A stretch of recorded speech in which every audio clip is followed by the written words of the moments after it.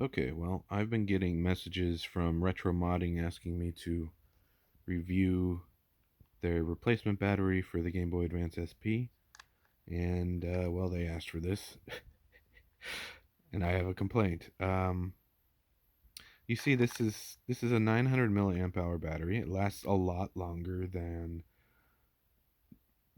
any of the original ones. What were they, like 300? Um, Sorry, I'm trying to do this and look at my phone at the same time. Uh, so yeah, it goes in nice, and I even installed one of their IPS kits, and it lasts a surprisingly long, oh, wrong side, surprisingly long amount of time. So that's great. That part is great, but uh, there's a problem. You see, they have a 3D printed frame around the battery.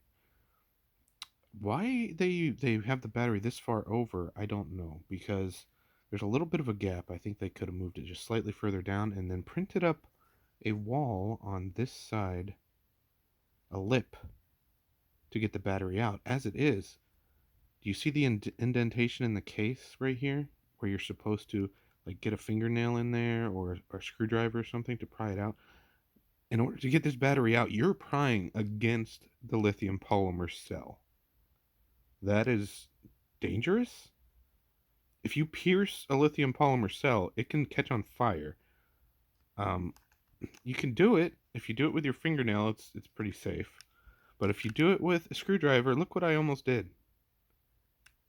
Look what I almost did. Now you can pry. Sometimes it's hard to get it in right. You can pry at the corners if you're really careful, but there's really not enough of a gap to get the screwdriver in there.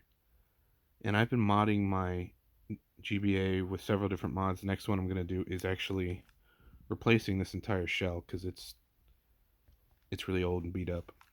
And I also need to replace the shoulder buttons because one of them doesn't work as well anymore. But so I've had this Game Boy apart a bunch of times, and while this battery lasts a nice long time, I've come really close to freaking damaging it.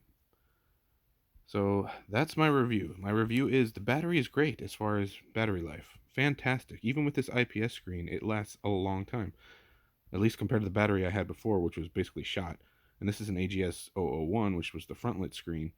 So that battery should have lasted a long time, but no, it was old. It only lasted maybe an hour. This lasts several hours with the IPS screen, which draws a lot more current. So in that sense, it's great. If you're only going to open up your Game Boy Advance, take out the old one, put this battery in, and then close it back up and never want to think about it again, this is a fantastic battery.